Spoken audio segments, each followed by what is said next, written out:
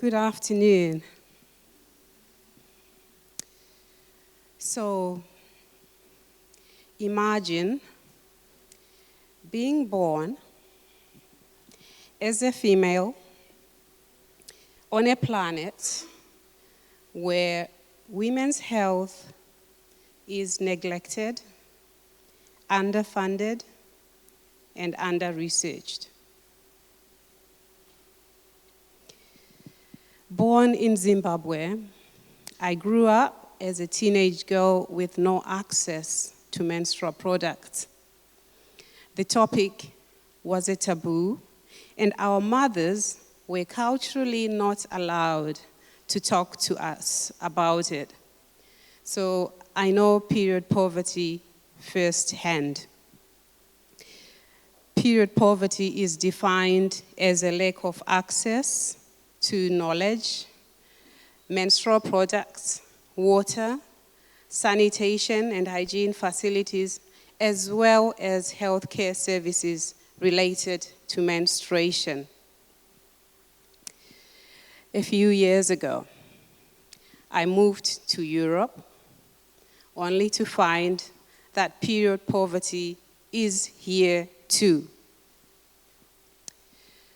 The goal of SDG 1 is to eradicate poverty in all its forms. Period poverty is a form of poverty. Only one of the 44 European countries provides menstrual products for free to anyone who needs them. The rest still impose pink tax of sometimes up to 25%. Period poverty is a stain on our collective conscience. We have the power to erase it. Menstrual dignity is not a luxury because menstruation is a natural biological process. The impact of period poverty on the mental health of women and girls is well documented. So our appeal is, if you cannot provide menstrual products for free, at least make them tax-free.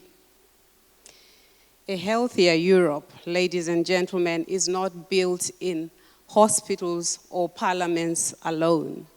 It is built in the everyday lives of women. And far too often, women are expected to carry the weight of the society without the recognition, without the respect, and without the resources.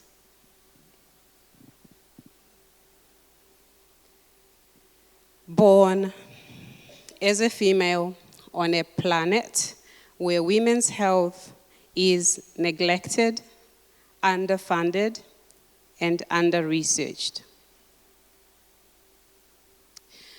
I spent my late 20s and 30s juggling career and motherhood. And not so long ago, I crossed that 45-year threshold, a PhD in hand, and guess who also arrived?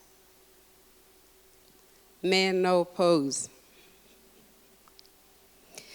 My friends did not talk about it.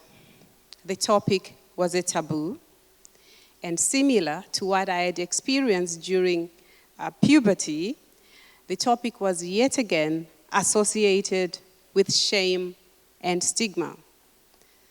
So I realized that actually I've been here before. Menopause is like puberty in reverse.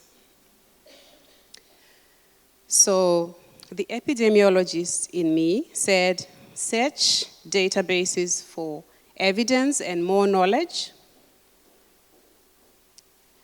There were not many studies on menopause, not much on the symptoms or how long they last, particularly in women of color. And there was not much on how to manage them. So together with other epidemiologists and gynecologists, we created a consortium to carry out a global menopausal study. We applied for funding, and as you might have correctly guessed, we did not get it. So I shared the story with a team at the University of Bern, Professor Christina Adoyan and Dr. Jurukoro Diallo, who both said to me, this should not be left unsaid. The topic is too important.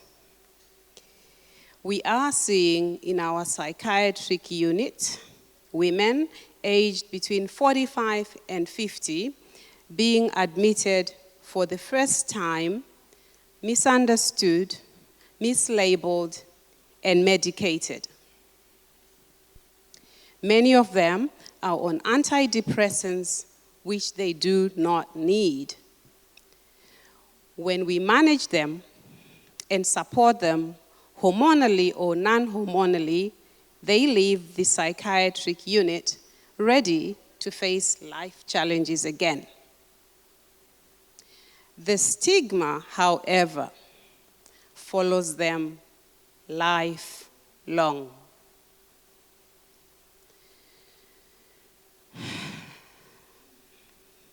My question to you is, what are we doing? Women are being sectioned for a natural biological transition. Women are being sectioned for simply being a woman. This is egg on our face. This is a letdown. The healthcare providers, the employers, and the societies are letting women down. Healthcare providers do not learn about menopause. It's not included in their curriculum. And the very few knowledgeable healthcare providers are fully booked. And very few employers have menopausal-friendly policies in place, leaving women to make long, torturous journeys physically, socially, and economically. Many drop out of their professions, costing the employers talent and money. The impact of these long journeys of misdiagnosis on the mental health of women is unfathomable. That is why we are calling for comprehensive menopausal education. So women enter midlife with knowledge. So healthcare providers, employers, and societies know how to support them. But policies alone are not enough. There is another cancer. Leadership is needed to see these policies through. And the current dominant leadership style at the workplace will not take us there. We need a leadership revolution. Very few women are in leadership positions, and many of these have also adopted this typical alpha male leadership style, making our homes and workplaces toxic. We need a kindness leadership revolution. When Europe leads with kindness, entire systems shift. Kindness leadership is not weakness. Kindness leadership is the power to prioritize humanity, mental health, and well-being.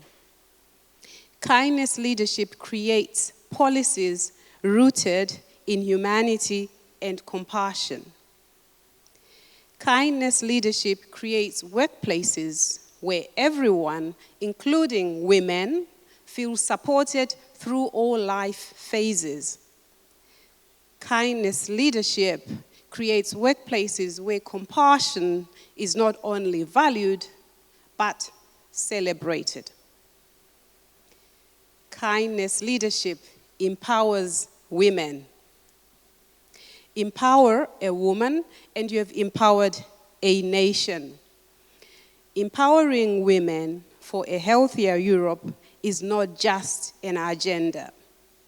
When women rise, Europe rises too, including its men and boys.